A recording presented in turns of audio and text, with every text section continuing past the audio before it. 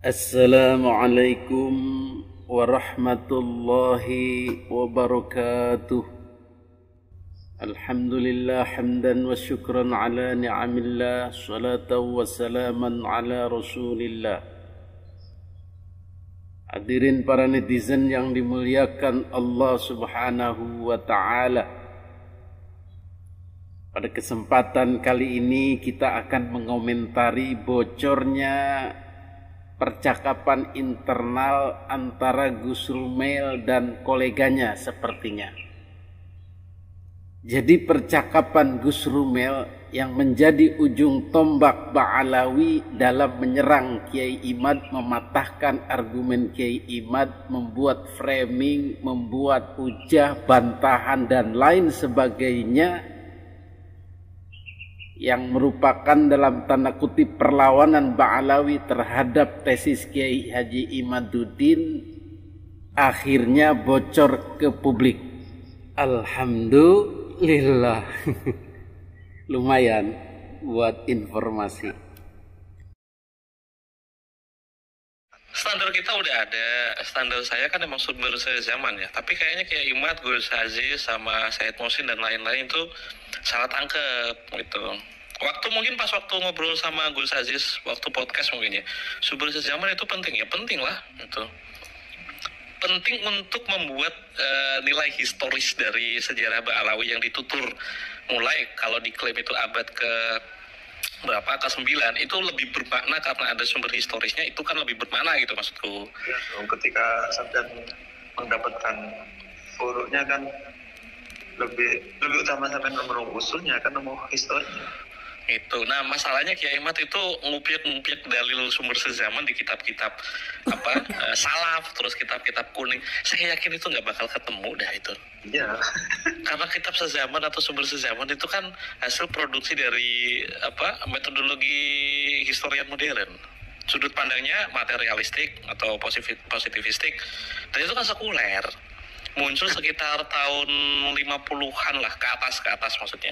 Itu muncul belakangan untuk motivasi kritik historis saja, itu motif awalnya itu, bukan untuk mengkonfirmasi kalau ini ada atau tidak harus ada sumber sejaman. Siapa pula orang yang punya keberuntungan ditulis di masa lalu itu? Siapa coba? Paling sobat aja baru tata-tata gitu. Aku kan penasaran gitu, siapa yang punya keberuntungan di masa lalu yang dicatat semuanya atas sampai bawah, ditulis loh ya maksudnya ya. Betul. Kalau itu dipakai untuk standar, aku yakin 75% lah ya, berarti 3/4 ashraf di dunia ini, semua kabilahnya itu pasti batal semua itu. Gimana gak batal? Si Abdul Qadir itu ditulis kapan? Coba itu. Terus siapa lagi ya? Siapa itu? Banyak kabilah. Saya sempat nulis beberapa kabilah Sadah, tapi karena tidak begitu lengkap ya, jadi aku cuma nulis beberapa saja. Sadah yang tidak memiliki sumber sezaman. Itu banyak banget itu. Bahkan ada yang dibatalkan oleh ulama zaman dulu, tapi akhirnya disahihkan, itu juga ada gitu. Disahihkan di zaman ini. Iya, di abad kemudian maksudnya. Bukan karena bukan untuk menilai bahwa ulama nasab itu berdusta, enggak, tapi kan ilmu pengetahuan kadangkali itu terbatas. Sementara ilmu nasab juga meskipun udah memiliki manual, udah memiliki tolok ukur, tapi kan yang menjaga silsilahnya sebagai pakar itu kan manusia juga, yang kadangkali tidak memiliki kemampuan omnipresent ya, hadir di setiap tempat dalam waktu yang bersamaan, punya keterbatasan tempat, waktu, wilayah juga, terus umur juga kan ya. Umur dia nggak mungkin hidup lebih dari 100 tahun, kalaupun ada mungkin Al-Ubaidillah sama Al-Umari itu doang. Seingat saya umurnya kan 100 sampai 100, hampir 120 tahun itu. Al-Mu'ammar mereka ya, Mu'ammarin yang dipanjangkan umurnya. Terus banyak kabilah juga kalau pakai standar itu bukti bahwa sumber sezaman itu banyak Sadah yang tidak memiliki keberuntungan untuk melewati syarat apa ya, kayak Kiai Imad ajukan itu. Keliru kalau banyak orang yang mengira aku bakal mengisbat melalui sumber sezaman. Agak-agak keliru juga sih. Dan kontrakku sama sponsor bukan untuk mengisbat, mencari jejak historis saja. Dan kontrakku sama sponsor bukan untuk mengisbat. Dan kontrakku sama sponsor bukan untuk mengisbat, mencari jejak historis saja itu. Tapi itu kan lebih mendasar. Iya sih. Sulit dipatahkan kan. Iya betul. Betul. Apalagi udah dapat yang Kevin dapatnya 3 gitu.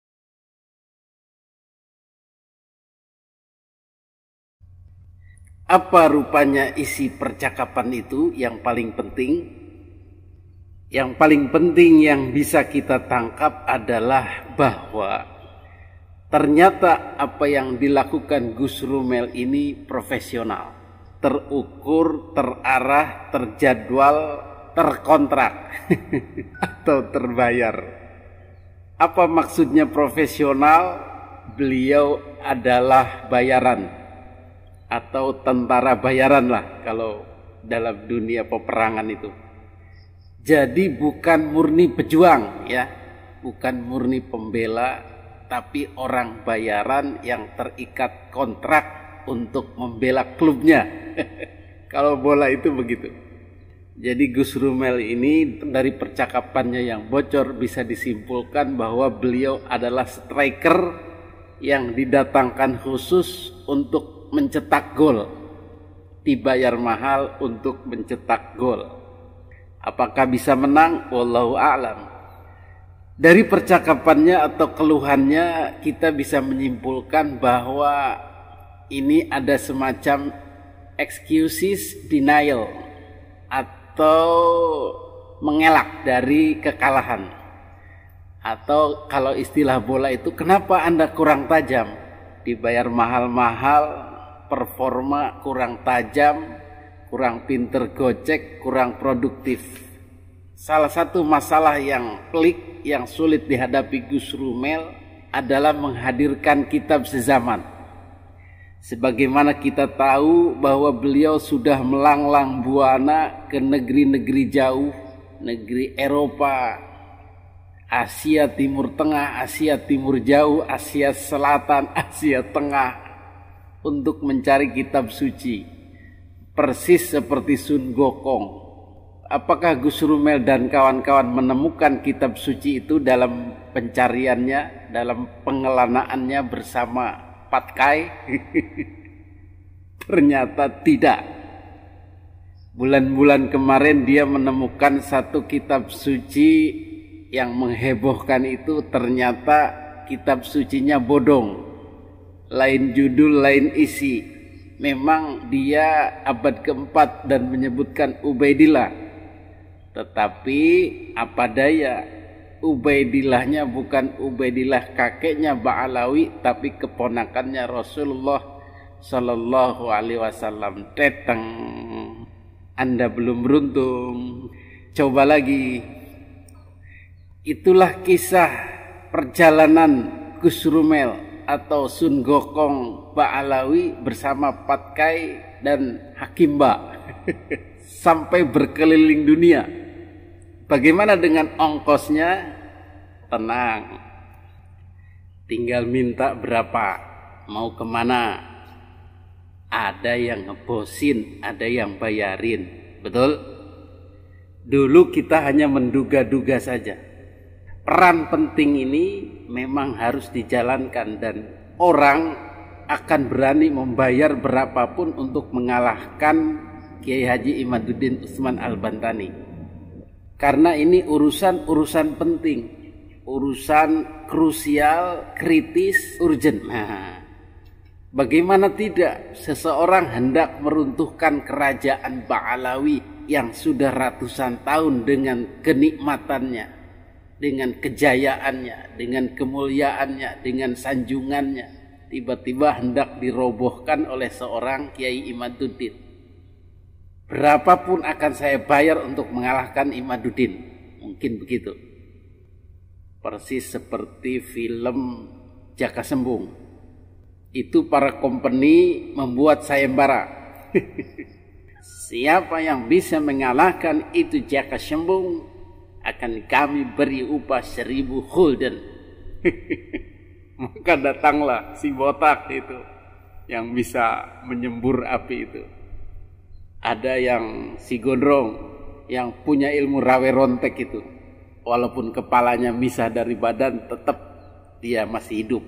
Semua pribumi bayaran ini bertarung, dibayar oleh company untuk mengalahkan Jaka Sembung.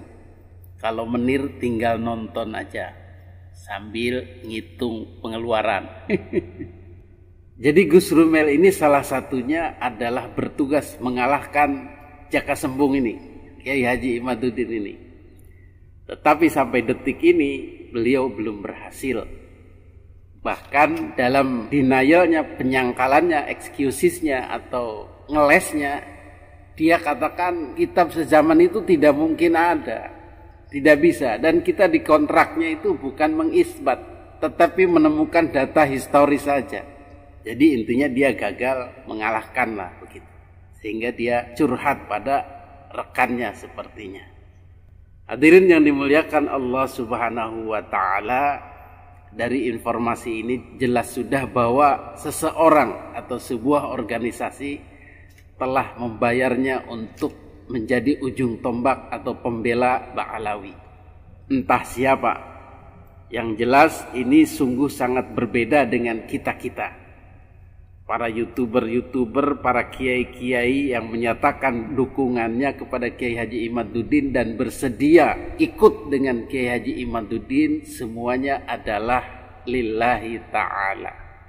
Karena perasaan senasib, sepenanggungan, sependeritaan sebagaimana sudah dibahas terdahulu, ini mirip dengan spirit perjuangan menjelang kemerdekaan. Semua berkumpul, semua bersatu, satu tujuan untuk memerdekakan Indonesia. Tidak ada itu bayar-bayaran atau saling membayar. Para YouTuber ini tidak ada gelontoran dana sedikit pun dari bohir-bohir.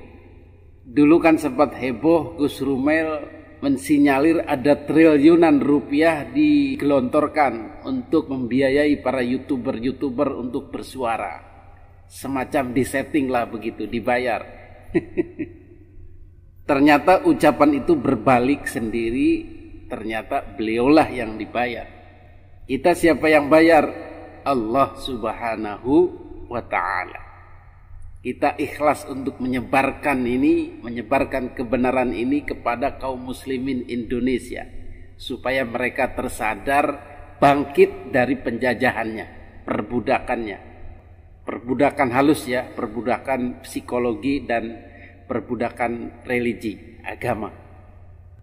Lah mereka kan dapat dari YouTube. YouTube itu buat beli kerupuk lah begitu. 0,001 dolar. Jadi intinya para YouTuber ini, masyarakat ini, kiai-kiai ini, tokoh-tokoh ini beramai-ramai mendukung Kiai Haji Imaduddin adalah karena respect dengan perjuangannya. Beliau tidak boleh sendirian, begitu intinya. Dan sudah dibahas, kalaupun ada perpecahan itu personal masing-masing mereka. Mungkin urusan utang, urusan pribadi, ya silahkan. Mau gelut, mau apa. Yang penting mereka pada intinya respect dengan Kiai Haji Imaduddin. Bukan tim ya. Bukan tim rekrutan Kiai Haji Imaduddin. Itu yang diframing oleh Ba'alawi. YouTube pun bukan tim Kiai Haji Imaduddin, hanya simpatisan, orang-orang yang peduli, yang menyuarakan kembali, penyambung lidahnya lah begitu. Beda dengan Gus Rumel ini dan mungkin YouTuber lainnya. Kalau dilihat dari bosnya yaitu Gus Rumel, bukan tidak mungkin YouTuber lainnya yang ganas-ganas itu, yang bahkan melanggar hukum, membuat konten-konten dan membuat meme-meme di luar batas terhadap Kiai Haji Imaduddin dan Kiai Haji Fuad Riyadi, Gus Fuad dan tokoh-tokoh lainnya yang keterlaluan. bisa saja itu dibayar seperti Gus Rumel. Mungkin ya. Mudah-mudahan kita dilindungi oleh Allah Subhanahu wa taala dari rekayasa mereka, dari makar mereka. Wa makaru wa makarallah wallahu khairul makirin. Wallahu a'lam bissawab. Wassalam.